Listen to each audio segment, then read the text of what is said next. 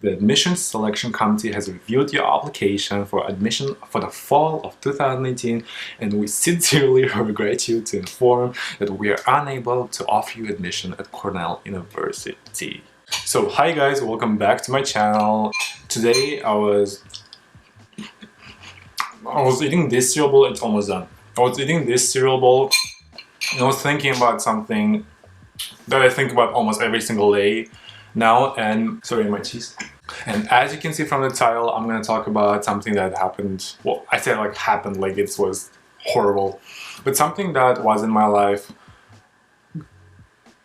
last year, right? It was last year. So I got declined from Ivy League University in 2019. To give you a little bit of a backstory, so how to say, I graduated from college. So in Canada, college is like a, not college in like US, so it means like it can be a technical school, art school, it can be community colleges, there are government colleges, you know, different type of colleges. So I went to like a institution type of technical college. So basically I have a 3-year advanced diploma from college. It's in chemical engineering, so that's my kind of a maybe educational background.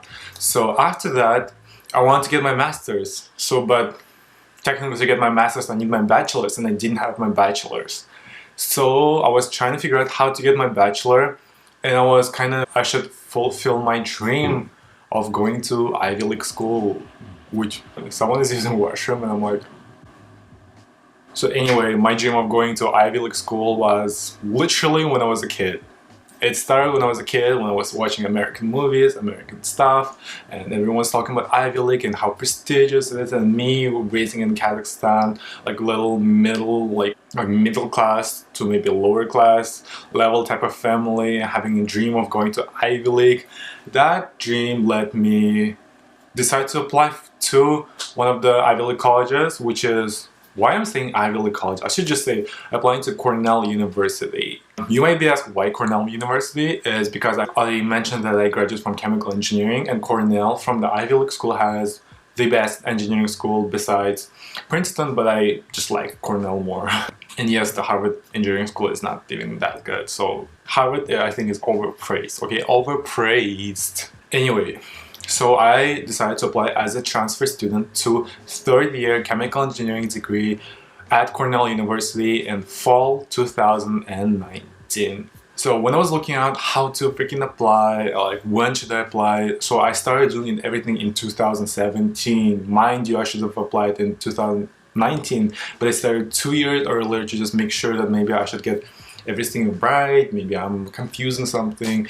I was like, am I even doing it? I couldn't believe I'm actually in the process of doing it. So I was kind of so freaking excited. I was so freaking excited. I could not believe that actually I was doing it. And now I'm thinking about it, I was so freaking motivated. I didn't sleep for hours. Like, I was studying all the time. First of all, when I was looking like who's eligible to apply for like transfer student at Cornell University, I kind of checkmarked everything, except I was questioning about my courses. So for Cornell, I needed more courses to transfer because I'm a transfer university student. So I decided to take 5 more classes. You guys, I decided to take 5 more classes, which cost me about... Well, not 5, wait.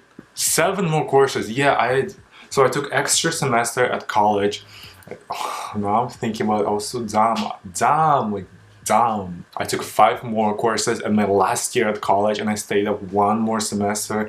I spent like $7,000 on taking those courses. I also took 2 online courses at the time from online university just to get credits. Mind you, I was in my last year at college, which was already pretty freaking hard. Like that, softly saying, it was pretty freaking hard.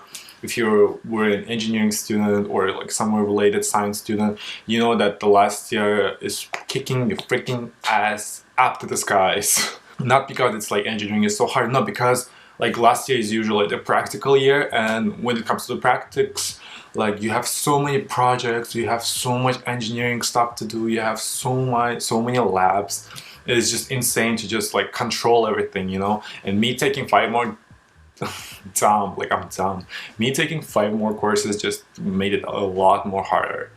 So basically I screwed up my health, I screwed up everything, my sleep, I started talking to my family less because, I mean, they live in another country, so I'm calling them every single day. But I started talking to them less because I didn't have time. I was starting eating less and more junk food because I didn't just have simply time to cook. Like, I'm not even kidding, guys. I didn't even have time to cook. I was studying full time and I was kind of preparing for my application at Cornell, which was my freaking dream. I literally dreamed of Cornell since 2017 when I decided to apply. When I say I was dreaming, it was in my dreams when I was sleeping for 3 hours, and those 3 hours were fulfilled with me walking around Cornell, maybe doing some ads for Cornell, you know, the ethnically diverse group, sitting on the grass and being like, Cornell, thank you so much for admitting me and stuff. Yeah, do you have those moments when you realize that you were so freaking dumb? I have those moments almost every single day, so maybe I am that weird. I am that weird, so anyways, plus I applied also, I was applying for a full financial aid, I guess, because the tuition was 48,000 American dollars. 48, mind you, I didn't even have 4,000. I didn't even have $400 on my account, and I literally spent my last dollars on that freaking fucking application for Cornell. What I was thinking, I applied for full financial aid, so I think I applied. So can we talk about how American college system is freaking weird? How you can, like, admissions is just, well, you have to have PhD to just understand how admissions work, because even my college advisors had no idea what's going on. So the requirement to take SAT, so I just took an SAT. I think I got their score or whatever. I really don't remember. It was in 2018 when I took SAT. I got the SAT. I traveled 6 hours to a different city because Toronto was already full. All the tests were full, so I had to go 6 hours to Niagara Falls to take the freaking SAT, come back, and my drunk college roommate kind of like took me, and I was so scared for my life, but that's a whole other story. And the college board system is kind of weird. The financial aid system is kind of weird. You have to pay for application, you have to pay for creating something, you have to pay for SAT, you have to pay for this. They're just like literally like robbing you. They're robbing you. You guys, they're robbing you. Please think 100 times before applying, like before deciding to apply. Anyway, through all of that, I just started getting a little bit of like I guess a more sense how to freaking apply to it. So why I'm talking about all the application stuff? Let me scroll down. So I applied on March 15th, 2019. So mind you, the deadline was 23:59. But I was so freaking busy, I had no time. I remember that day, I was sitting at the college. We had like a common room where you can just sit and study. It was 23:40 something, and I didn't start crying, but I think I had a panic attack or something, because I don't even remember what happened. I couldn't finish the application, and I submitted the application by I think 2 a.m. of March 16th. And I called them the next day. I'm like, please, there was a mistake in my application. The software wasn't working, the internet wasn't working. So I was lying. I was blatantly lying. I just couldn't complete it on time. But I was lying. I was like, the internet wasn't working, the software wasn't working. I was in a bad mood. Please check up. Because please just like let me go through to the application, because I spent the last 2 years preparing for this freaking application, thinking I'm a perfect student for Cornell. One more time, No, actually, I do think I was a good student for Cornell, because I have a good GPA. Let me brag a little bit, because I deserve it. You know, I was in president list like twice. I had a bunch of volunteering. I was a tutor. I was a mentor. I was tutoring like math, bio, chem. I had like 4.0 GPA at high school. I was winning like. I'm showing off so freaking much, but I'm just saying that I felt like it wasn't just a dream that I have to go to Cornell because I want to go to Cornell. No, I felt like I have to go to Cornell because I freaking deserve going to Cornell. That's what I felt. Okay, don't attack me. So I applied basically, and the admissions team basically responded, okay, we got your application, so you have to wait till at the end of April for the decisions to come out. That was the most horrible month. No, it wasn't most horrible, but it was the most academically stressful month. I was thinking of this freaking decision every single day. Every single day I was waking up, checking my emails, checking my stuff. I'm like, oh, when does it... Even in March I was checking up when it was clearly said that it's going to come out in April. I was still checking up in March. I'm like, I have to be admitted. I was having dreams of me not being admitted or being admitted, like way too much. My roommates are freaking noisy. Okay, there you go. On April 23rd, I got an email saying that Cornell University has released its admissions decisions for fall 2019. I was panicking. It was 9 freaking a.m. I was at lecture or something. I just got out of the lecture room. I went to my dorm and I opened the laptop and I was like thinking, what the fuck? And I opened the freaking account. I had to log in to see what's the decision. Sorry. What I saw was this email from Cornell saying that, Dear ASSYL, the Admissions Selection Committee has reviewed your application for admission for the fall of 2018, and we sincerely regret you to inform that we are unable to offer you admission at Cornell University. I didn't read after it. I was not surprised. To be honest, I was not surprised. I was thinking about this admission so much and what's going to happen after the admission day that I thought of every single case scenario, and failing was literally the top leading scenario in my head. So I was working at that time. Basically in April I mentioned I was in lecture, but I was in lecture for like different stuff, and I already graduated from at that time from the college. I was working also full-time. The next day I had to go to work, and during the work I just decided to call the officer that was contacting all the time before, like, you know, like during the application stuff. And I called her. She said, is it ASSYL? Like, she said my full name, and I was like, yes. She said, like, I'm so sorry, stop, regret, like, the decision was made, it was very harsh and stuff. She said that only one student was applied to the chemical engineering program. That second I was like, one student? Are you freaking kidding me? Are you kidding me? Are you kidding me, Kelsey? That her name wasn't Kelsey, but what? What? One student? One student? One student? One student? Too close, too close. One student, and she was like, yes, one student.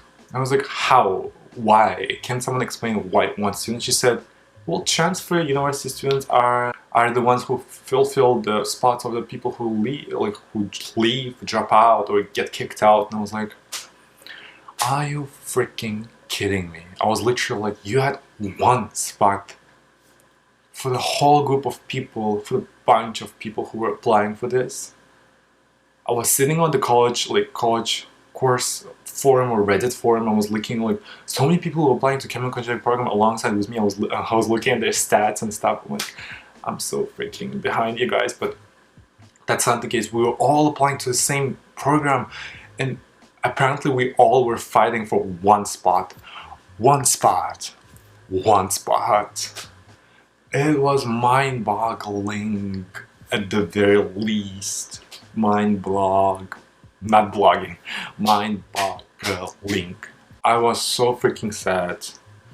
For literally till last month, I thought I was the biggest loser in the world. And I saved my application decision email that I read to you, that I was refused to Cornell. I read that email and I saved the actual letter and I called it, I'm not lying you guys, I called it the biggest loser in the world, because that's how it generally felt. Until the last month is the month, like I was thinking about every single day till this day. I was thinking about how I missed such a big opportunity, that it could have changed my life, that I could have been the best engineer in the world, that I could have worked at the best companies in the world, that so much stuff was missed. I thought that I'm gonna go from the bottom to top, like, you know, like so freaking cringy, typical.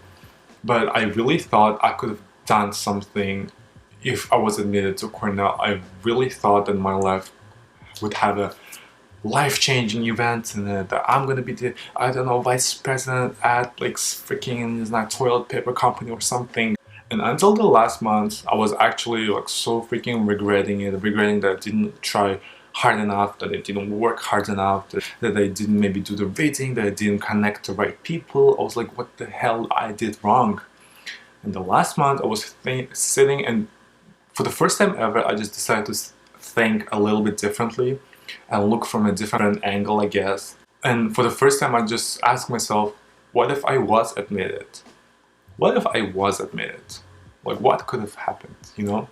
And the answer kinda was so freaking straight away. The answer was, ASSYL, you wouldn't have the things that you have now. After that, like, it's been like 1 full year, right? It was it was basically in May 2019. It's September, wait, it's October now of 2020. Wow, the time passes so freaking quickly. Anyway, it's October 2020 now. The things that happened in the last 1 year and something were the most genuine, were the most hard, I guess, both financially and like mentally and physically. But it was so freaking worth it. I am now currently enrolled in a university of a way better program that was in Cornell. Cornell was chemical engineering. Now I'm enrolled in a different engineering program, which honestly, I love. It's hard for me, but I love it. My connections to family are so much closer than they were at that time. And honestly, even if Cornell gave me the financial aid due to coronavirus or due to anything, I would still have to pay for something. And you know, US is expensive as hell. And I would probably ask my parents, I would go in so much freaking debt, I wouldn't be able to travel back to my country because the tickets are so freaking expensive. What I would do after graduation, would I be able to find a job in US if I stayed in US? What would I do? Like, I'm thinking about it now, and I'm so much grateful for the not being accepted to Cornell. I wouldn't have met the people I've met now. I wouldn't be in the place I am now. I wouldn't spend so much time with my family that I've spent. At the end of the day, it's just a degree. It's literally just a degree. You could get that degree from anywhere else. Literally. I mean, I'm not taking like anywhere else, like will people like scam you for degrees? I'm taking like anywhere else will provide a good education. The good education was what matters to employers, to companies. If you have a good skill set, good education, and generally you're a good person, they will hire you. I promise you, someone will hire you. Maybe not everyone, maybe not most of them, but someone will hire you. And now I'm just sitting here, and I'm kind of like thinking of it with a smile, more of like, I was trying so freaking hard to just overcome my insecurities, I guess, of being like, you know, that small kid, went to Ivy League school, that was my dream. And I think it's not more of a dream now, but if one day I would be, because I want to do my master's, and if I find out that some masters in the university happen to be the best in Ivy League, I would apply to that. Honestly, with financial, I'm not paying $50,000. US government, but I'm not paying $50,000. That's just not happening. I'm not that dumb. Okay, I am dumb, but am I that dumb? Probably, but am I that dumb? No, I'm not. So, what I want to say is, please, if you really want something, try out. If it's not gonna happen, it's not gonna happen. Like, if it's not happen, nothing will happen to you. Like, the world is not gonna crash. The world is not gonna end. Well, in my case, it kind of ended, but no one's gonna hate you. No one will be like, oh my god, you're such a freaking loser, you wasn't accepted to Harvard. I'm literally all over the place, guys, I'm sorry. But I would want to say, if anyone is watching it and maybe had like, maybe also was rejected from some place, it doesn't matter if it was Ivy League school or if it was any other school, or it was like a work, or it was anything else, basically. Think about just, what if you were admitted? You wouldn't have the things you have now. So, and as my mom says, and she still, like, every day she says the same phrase, "Быйрана болады," which in Kazakh to English literally translates as everything will happen and everything will happen for a reason. And on that note, I would want to end this video, and if anyone has watched it, thank you so much. I truly appreciate it. Don't even understand how happy it makes me feel when I see that someone watched it. I'm like, oh, I'm like, damn, like someone actually watched it. That feels so freaking surreal. There's a squirrel like running in my backyard. Anyway, so thank you again and see you soon. Bye.